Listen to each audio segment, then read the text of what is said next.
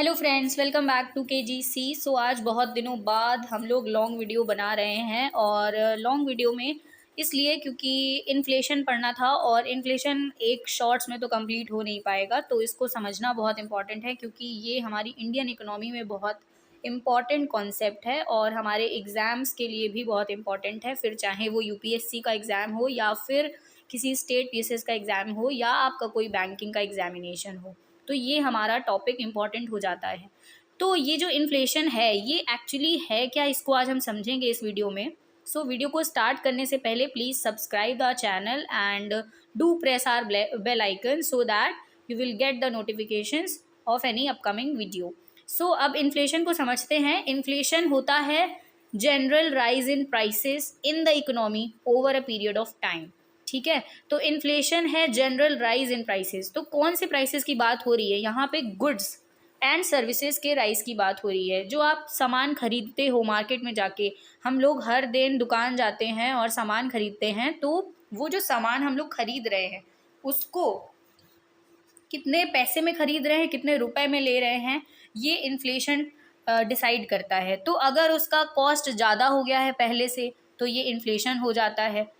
तो इन्फ्लेशन जो है ये राइज इन प्राइसेस है। और इससे होता क्या है, तो अगर हम लोग इसको सिंपल भाषा में देखते हैं, अगर सिंपल भाषा डेली बेसिस पे अगर देखें, तो हम लोग जो भी सामान खरीदते हैं, लेट्स से क्योंकि समर सीज़न है तो हम लोग लेट्स से खरीदते हैं जाके कोल्ड ड्रिंक्स। ठीक है, तो हम लोग कोल्ड ड्रिंक्स खरीदते हैं, तो अगर एक कोई कोल्ड ड्रिंक का बॉटल है और वो 90 रुपीज़ का आ रहा है, अब मैं नाम नहीं बताऊंगी, like Mountain Dew and something, ये 90 रुपीज़ के आते थे बट अब ये 95 के हो गए। तो ये क्या है? ये इन्फ्लेशन है, यही जनरल राइज इन प्राइसेस होता है।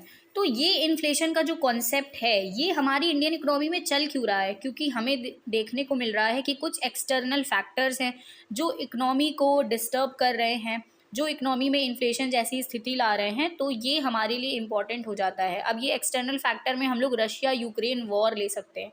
ठीक है, तो रशिया यूक्रेन वॉर है जो कि इफ़ेक्ट कर रहा है, क्योंकि उससे क्या होता है, वॉर कहीं पे भी हो, किसी भी जगह पे हो वर्ल्ड में, लेकिन वो हर एक कंट्री को डायरेक्टली या इनडायरेक्टली इम्पैक्ट करता ही है।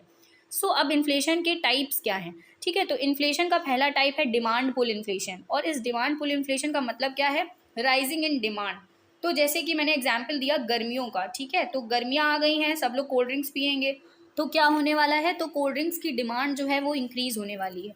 तो इस इंक्रीज़ के चलते प्राइसेस में इंक्रीज़ ले आते हैं। लाइक मैंने बताया 90 रुपीज़ का कोई कोल्ड ड्रिंक आ रहा है और फिर डिमांड इंक्रीज़ होने की वजह से उसको 95 का कर दिया गया। तो ये हमारा इन्फ्लेशन हो गया। कौन सा? Demand pull inflation. मैगी का एग्जाम्पल भी आप ले सकते हो कि जो मैगी आती है, ठीक है, तो वो पहले आई थिंक 12 रुपए की, पहले तो 10 की आती थी, फिर 12 की, अब वो 14 रुपीज़ की हो गई है। ठीक है, तो ये भी डिमांड पुल इन्फ्लेशन है क्योंकि डिमांड बढ़ गया है। ठीक है, तो इसलिए राइज आ गया है प्राइसेस में। अब आता है कोर इन्फ्लेशन। तो कोर इन्फ्लेशन होता है inflation rate excluding temporary factors. जो टेम्परेरी फैक्टर्स हैं उनको हटा के जो उसका कोर, मतलब जो उसको एक्चुअली इंक्रीज़ किया जा रहा है प्राइसेस का। क्यों किया जा रहा है वो रीज़न तो एक बहुत सारे होते हैं, लेकिन टेम्परेरी फैक्टर्स जो कि लाइक रशिया यूक्रेन वॉर है, तो ये टेम्परेरी है, ये हमेशा नहीं चलने वाला है, बट ये टेम्परेरी है। ठीक है, तो इन टेम्परेरी फैक्टर्स को एक्सक्लूड करके जो इन्फ्लेशन आता है उसको हम लोग कोर इन्फ्लेशन बोलते हैं। ये एक्चुअली लॉन्ग लास्टिंग होता है, काफ़ी समय तक रहता है। तीसरा है हमारा हाइपर इन्फ्लेशन। तो आपको समझ ही आ रहा होगा नाम से ही, हाइपर इन्फ्लेशन यानी बहुत ज़्यादा इन्फ्लेशन जैसी स्थिति। ठीक है, तो हाइपर इन्फ्लेशन क्या है? 1000% इन्फ्लेशन हो गया ईयर में। और एक चीज़ मैं बताना भूल गई थी, लास्ट स्लाइड में लिखा हुआ था कि इन्फ्लेशन जो है वो हर ईयर मेज़र किया जाता है। ठीक है, तो ये ईयर ऑन ईयर बेसिस का मेज़रमेंट इसका होता है, क्योंकि ये हर साल चेंज होता है, हर दिन चेंज होता है इवन, बट हर दिन मेज़र करना एक इतना पॉसिबल नहीं है। हमें डेटा मिल जाता है बट ओवरऑल क्या इकोनॉमी में इम्पैक्ट पड़ा है तो वो थोड़ा मुश्किल हो जाता है, क्योंकि डेटा बहुत सारे हैं और कैलकुलेट करने में बहुत प्रॉब्लम आती है। ठीक है, तो नेक्स्ट है हमारा इम्पोर्टेड इन्फ्लेशन। इम्पोर्टेड इन्फ्लेशन क्या है?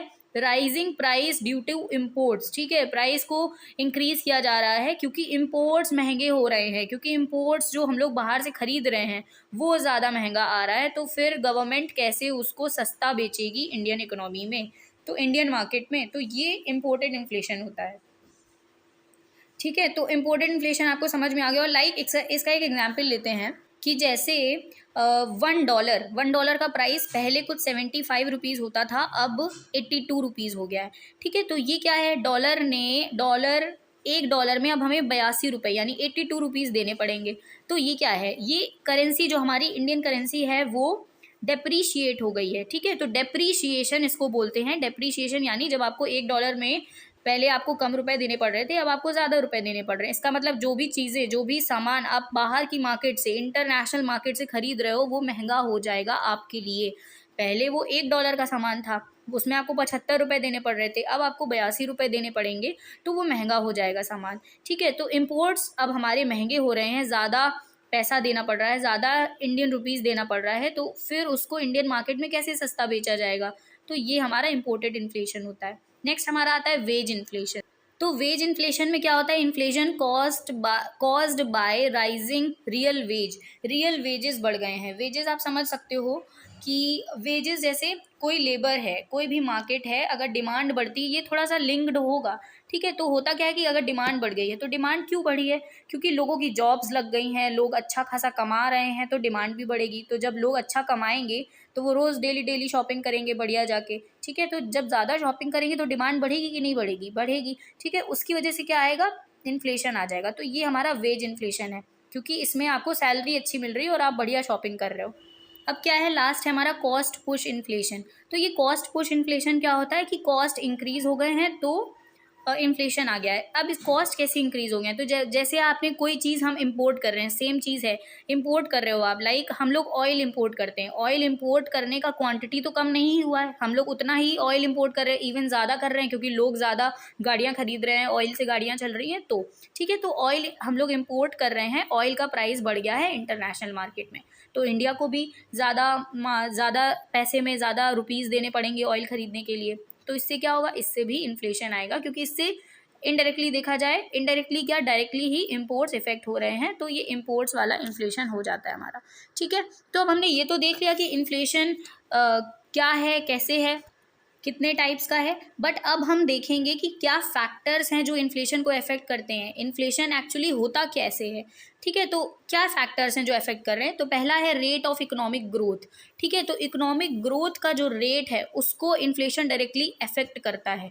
ठीक है, इन्फ्लेशन को अफेक्ट करते हैं, even rate of economic growth affect करती है। जैसे इकोनॉमिक ग्रोथ मतलब हमारी ग्रोथ अगर अच्छी हो रही होगी तो इन्फ्लेशन आएगा। देखिए, इन्फ्लेशन दोनों होता है, पॉजिटिव और नेगेटिव। तो कभी कभी इन्फ्लेशन अच्छा भी होता है, ठीक है, गवर्नमेंट के लिए। ठीक है, क्योंकि गवर्नमेंट थोड़ा ज़्यादा कमा पाएगी ना अगर इन्फ्लेशन थोड़ा सा अच्छा होगा। अब ज़्यादा इन्फ्लेशन हो जाता है तो फिर प्रॉब्लम आती है। तो इन्फ्लेशन का एक हमारा टारगेट सेट किया गया है, ठीक है, बाय RBI। ओके, तो ये टारगेट सेट किया गया है और ये टारगेट से ऊपर नहीं जाना चाहिए इन्फ्लेशन। ठीक है, तो ये हमारा है प्रोडक्टिविटी ग्रोथ। तो प्रोडक्टिविटी ग्रोथ भी हमारी अफेक्ट होती है इन्फ्लेशन से। कितना प्रोडक्ट हम लोग, प्रोडक्टिविटी कितनी है, कितना उत्पादन हो पा रहा है, वो चीज़। ठीक है, एक्सचेंज रेट यानी फॉरेक्स रिजर्व्स, हमारे फॉरेक्स रिजर्व्स अफेक्ट कर जाते हैं। मॉनेटरी पॉलिसी, हमारी मॉनेटरी पॉलिसी अफेक्ट कर जाती है। इन्फ्लेशन एक्सपेक्टेशंस जो होती हैं वो अफेक्ट करती हैं। ऑयल प्राइसेस, ये है जो इन्फ्लेशन को अफेक्ट करते हैं। ठीक है, वेजेस ग्रोथ का जैसे अभी हमने देखा लास्ट स्लाइड में। तो ये कुछ टर्म्स हैं जो हमें शायद नहीं पता होंगे, जो लोग पहली बार पढ़ रहे हैं उन्हें शायद नहीं पता होंगे। तो ये टर्म्स को भी हमें अलग से समझना ज़रूरी है। तो अगर आप चैनल को रेगुलरली फॉलो कर रहे हो तो मैं इस चैनल पे ही शॉर्ट्स डालती हूँ, जिसके थ्रू आपको ये छोटे छोटे जो टर्म्स हैं ना वो आपको समझ में आ जाएंगे। तो अगर आप चैनल को रेगुलरली फॉलो कर रहे हो सो प्लीज़ आप फॉलो करते रहो, आपको ये टॉपिक्स, ये छोटे छोटे टर्म्स समझ में आते रहेंगे। और जो लोग नहीं फॉलो कर रहे हैं, जिन्होंने अभी तक सब्सक्राइब नहीं किया है, सो प्लीज़ आप सब्सक्राइब कर लीजिए चैनल को, सो आपको ये टॉपिक्स अच्छे से समझ में आ जाएंगे। Okay, so effects of inflation क्या है, इफेक्ट्स क्या होते हैं इन्फ्लेशन के। अब इन्फ्लेशन तो है मार्केट में, लेकिन उसके इफेक्ट्स क्या हैं, उससे नतीजा क्या निकल रहा है, उससे लोगों को कैसे इफेक्ट हो रहा है। ठीक है, तो पहला है इफेक्ट ऑन प्रोग्रेस इफेक्ट करती है। भाई होगा क्या, लोग सेविंग्स कम कर पाएंगे। जब आपको अब लेट्स से कोई छोटा सा ही कोई भी चीज़, हम लोग डेली दुकान जाते हैं, डेली राशन का सामान जो भी आता है हमारा वो आता है, अब ज़्यादा रुपीज़ आपको देना पड़ रहा है, आपके जो कमोडिटी बास्केट है जो आप खरीदते हो महीने का राशन, अब उसके लिए आपको ज़्यादा अमाउंट देना पड़ रहा है, ज़्यादा पैसे देने पड़ रहे हैं, तो आपका सेविंग्स कम हो पाएगा ना, सीधी बात है। तो सेविंग्स जब कम होगा तो प्रोग्रेस कम हो जाएगी, है ना, आप सेव कम कर पाओगे, इन्वेस्ट कम कर पाओगे, तो ये प्रोग्रेस को अफेक्ट। ठीक है, तो अब नेक्स्ट है हमारा इफेक्ट्स ऑन गवर्नमेंट इन्वेस्टमेंट। तो गवर्नमेंट इन्वेस्ट कैसे कर पाएगी, गवर्नमेंट का इन्वेस्टमेंट कैसे अफेक्टेड होता है, तो भाई जब हम लोगों का इन्वेस्टमेंट अफेक्ट हो रहा है तो गवर्नमेंट का भी होगा, क्योंकि लोग टैक्सेस देते गवर्नमेंट को, अब लोग टैक्सेस देने में कतराएंगे, टैक्स दे नहीं पाएंगे, इरेगुलरली टैक्स देंगे, रेगुलर वे में नहीं देंगे, तो गवर्नमेंट का भी तो इन्वेस्टमेंट, गवर्नमेंट की कमाई कहाँ से हो रही है, टैक्सेस से, जो हम लोग दे रहे हैं, रेवेन्यूज से। तो जब वही नहीं बचा पाएगी गवर्नमेंट तो क्या होगा, तो इन्वेस्टमेंट भी नहीं होगा। अब भाई जो गवर्नमेंट का रेवेन्यू है वो भी वो ज़्यादा दे रही है ऑयल इंपोर्ट करने में, जो फॉरेन इंपोर्ट्स होते हैं उनमें, तो फिर इन्वेस्टमेंट कम हो जाएगा गवर्नमेंट का भी मैन्युफैक्चरिंग एरियाज़ में, तो इससे प्रोग्रेस, इकोनॉमिक ग्रोथ जो है वो अफेक्ट हो रही कि नहीं हो रही, क्योंकि गवर्नमेंट अगर पैसा ही नहीं बचाएगी, पैसा नहीं बचा पाएगी, तो इफेक्ट उसका डायरेक्ट इकोनॉमी की ग्रोथ पे जाएगा। यस, सो नेक्स्ट है हमारा effects on earnings and employment. Employment effect करेगा, लोगों को हायर करना बंद कर दिया जाएगा। आपने सुना होगा कि बड़ी बड़ी जो कंपनीज़ हैं लाइक माइक्रोसॉफ्ट, गूगल, बहुत सारी कंपनीज़ हैं जो अपने एम्प्लॉयज़ को ले ऑफ कर रही हैं। तो क्यों कर रही हैं, इसीलिए तो क्योंकि पहले जब उनको ज़रूरत थी उन्होंने बहुत जल्दी जल्दी हायर कर लिया, हायरिंग कर ली। अब क्या है, जब उनको ज़रूरत नहीं है, अब इन्फ्लेशन आ गया है मार्केट में, तो वो अपनी सेविंग्स करना चाहती हैं, ठीक है, तो वो जो भी लोग इतना उनसे जो उनको आउटपुट नहीं दे पा रहे हैं उनको ले ऑफ कर देंगी, उनको फायर कर देंगी। तो इससे क्या होता है, एम्प्लॉयमेंट पे और अर्निंग्स पे भी इफेक्ट पड़ता है लोगों की, ठीक है, तो इससे हमारी पॉवर्टी को भी एक दिशा मिल जाती है। ओके, अब क्या है, effect on allocation of income and wealth. अब गवर्नमेंट एलोकेट नहीं कर पाएगी इनकम एंड वेल्थ को, अब लोगों की, क्योंकि एम्प्लॉयमेंट ही नहीं है तो एलोकेशन कैसे होगा। और इफेक्ट ऑन प्रोडक्शन, ठीक है, तो प्रोडक्शन कैसे इफेक्ट कर, तो देखिए कुछ किसी भी कोई भी एमएसएमई सेक्टर हो, micro small and medium enterprises हो, या कोई भी कंपनी हो, जो छोटी छोटी कंपनीज हैं या बड़ी कंपनीज हैं, तो वो क्या करती हैं, वो लोन्स लेती हैं बैंक से। जब वो लोन लेती हैं तब वो प्रोडक्टिविटी के लिए कुछ स्टेप्स ले पाती हैं, तब वो प्रोड्यूस कर पाती हैं मार्केट में।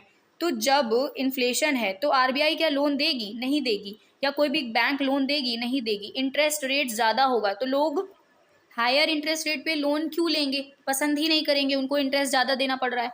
तो इससे क्या होगा, प्रोडक्शन इफेक्ट करेगा। अब क्या होगा, प्रोड्यूस, जो हमारा इकोनॉमिक प्रोड्यूस है, जो इकोनॉमिक ग्रोथ को इफेक्ट करता है, वो इफेक्शन उससे उसको इफेक्ट हो जाएगा। ठीक है, तो क्या होता है कि ये जो इन्फ्लेशन है ये एक्चुअली मार्केट में ज़्यादा अगर हो जाता है तो बहुत हार्मफुल भी होता है, लाइक इन पाकिस्तान, जो पाकिस्तान में चल रहा है हाल, वो आप सबको पता होगा। ठीक है, तो क्योंकि पाकिस्तान में इन्फ्लेशन इतना ज़्यादा है, इतना ज़्यादा लगता है पूरा रशिया यूक्रेन वॉर का इफेक्ट जो है ना वो पाकिस्तान पे ही पड़ गया है। तो ये एक हंसने वाली बात नहीं है, ये बहुत सीरियस टॉपिक है एंड सीरियस है, बिकॉज वर्ल्ड इकोनॉमी में भी इफेक्ट कर रहा है बहुत भयंकर तरीके से। तो इसीलिए ये टॉपिक हमारे लिए समझना ज़रूरी हो जाता है। So thanks for watching guys and do like share subscribe the channel.